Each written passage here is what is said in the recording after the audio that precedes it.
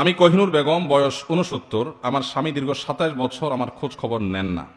তিনি আবার বিবাহ করেছেন। আমার দুশ্চিন্তার কারণ, আমার পরকালের হিসাবের ক্ষেত্রে আমার স্বামী ও সংসারের জন্য আমার গুনাহ হতে হচ্ছে কি না। আমাকে মাসলাটা বলে দিলে আল্লাহর কাছে মাপ চেয়ে আমল করে মৃত্যুর জন্য প্রস্তুতি নিতে পারতাম।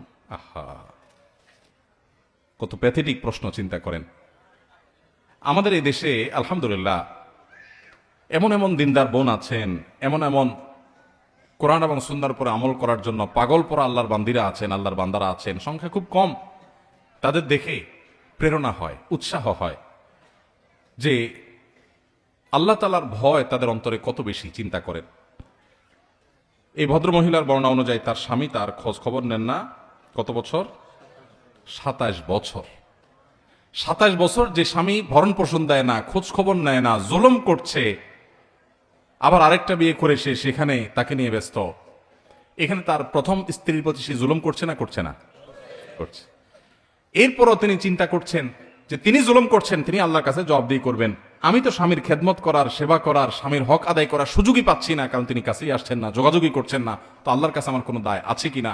এটা কি বলে আল্লাহর ভয়? এই বোনকে আমরা আশ্বস্ত করতে চাই, যে স্বামী এরকম অমানুষ, যে স্বামী এরকম জালিম, যে স্বামী স্ত্রীর হক আদায় করে না, ওই স্বামীর আপনি কোনো খেদমত করছেন না, করার সুযোগ পাচ্ছেন না, এর জন্য আল্লাহর কাছে আপনার কোনো দায় নাই।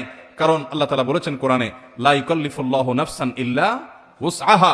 সাধ্যের বাইরে আল্লাহ তাআলা কাউকে কোনো কিছু চাপিয়ে দেন না। যেহেতু তিনি আসছেন না, খোঁজ খবর নিচ্ছেন না, হক আদায় করছেন না, আপনার সেখানে তার হক আদায় করার কোনো অপশনই নাই, সুযোগই নাই। অতএব আল্লাহর কাছে আপনার কোনো দায় নাই, কোনো জবাবদিহিতা নাই। আপনি আল্লাহর কাছে এর জন্য পাকড়াওর শিকার হবেন না।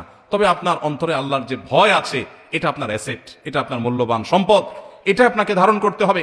প্রতিটা কাজের ক্ষেত্রে আল্লাহর সামনে দাঁড়াতে হবে, আল্লাহর সামনে দাঁড়াতে হবে, আল্লাহর সামনে জবাবদিহি করতে হবে। এই জবাবদিহিতার বোধ যদি অন্তরে জাগ্রত হয়, এই চেতনার নাম তাকওয়া। আর এই তাকওয়া সম্পর্কে আল্লাহ বলেছেন, ওয়াল আকিবাতু লিত্তাকওয়া। শেষ হাসি হাসবে মুত্তাকিরা। দুনিয়াতে মানুষ, বহু মানুষ হাসবে, ক্ষমতা দখল করে হাসবে, চেয়ার পেয়ে হাসবে, ব্যবসা বাণিজ্যে ভালো করে হাসবে, সুনাম সুখ্যাতি অর্জন করে হাসবে, দুনিয়ার সাকসেস পদচুম্বন করার পর হাসবে। এই হাসির পরে কান্না আসতেও পারে যদি সে জাহান্নামী হয়। কিন্তু ফামান যুহজিহা আনিন নারি ওয়া উদখিলাল জান্নাহ, আল্লাহ বলেছেন, যে ব্যক্তিকে পরওয়ানা শোনানো হবে জাহান্নাম থেকে, যাকে সরিয়ে জান্নাতে ঘোষণা দেয়া হবে, ফাকাদ ফাজ, এ চূড়ান্ত সফল হয়ে গেল। এই ব্যক্তিকে আর কখনো ব্যর্থতার গ্লানি পোহাতে হবে না, তার কোনো শঙ্কা থাকবে না। পৃথিবীর সবচেয়ে বড় ক্ষমতাধর যে, তারও ভয় আছে কখন ক্ষমতা চলে যায়, কিন্তু জান্নাতের কোনো ভয় থাকবে না, কারণ তারপরে আর কোনো দুঃখ দুর্দশা কোনোদিন তাকে স্পর্শ করবে না। তো আমার বোন, তাকওয়া তো এটাকেই বলে, অন্তরে অবস্থিত যার আল্লাহর ভয় তাকে নিয়ন্ত্রণ করে, সে কি করবে কি করবে না এটা ডিসিশন মেক করে, তার সেই চেতনা, এটার নাম তাকওয়া। আল্লাহ বলেছেন, এই তাকওয়া যার আছে, শেষ হাসি সেই হাসবে, সে হাসির পরে আর কখনো কান্না আসবে না। আর আল্লাহ বলেছেন জান্নাত সম্পর্কে, উইদ্দাতিল মুত্তাকিন, মুত্তাকিদের জন্যই তৈরি হয়েছে। কোরআনেও আল্লাহ শুরুতে বলেছেন হুদাল্লিল মুত্তাকিনে, কোরআনও আল্লাহ তাআলা উপকারী করবেন মুত্তাকিদের জন্য। আল্লাহ আমাদের অন্তরে আল্লাহর ভয় লালন করার তৌফিক নসিব করুন।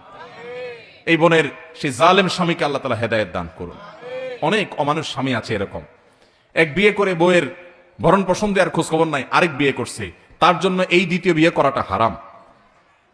যেই দ্বিতীয় বিয়ে তাকে প্রথম স্ত্রীর অধিকার আদায় থেকে দূরে সরিয়ে রাখে। বহু অমানুষ আছে, আছে না নাই, যে প্রথম বিয়ে করে সেখানে বাচ্চা কাচ্চা হয়েছে বা হয় নাই, কিছুদিন পরে সে যে আরেক বিয়ে করে, সেই স্ত্রী নিয়ে, সেই সংসার নিয়ে সে এঙ্গেজ আছে, প্রথম স্বামীর খোঁজ খবরও নিচ্ছে না।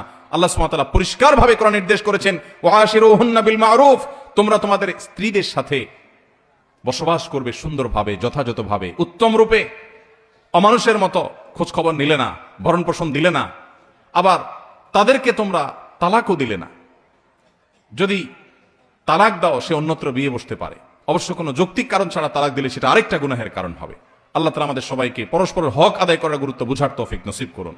আর আমার এই বোন সহ যে সমস্ত মায়েরা বোনেরা এরকম মনোবেদনায় আছেন, সাংসারিক জীবনে কষ্টে আছেন, আল্লাহ তাআলা তাদের কষ্টগুলোকে লাঘব করার তৌফিক নসিব করুন।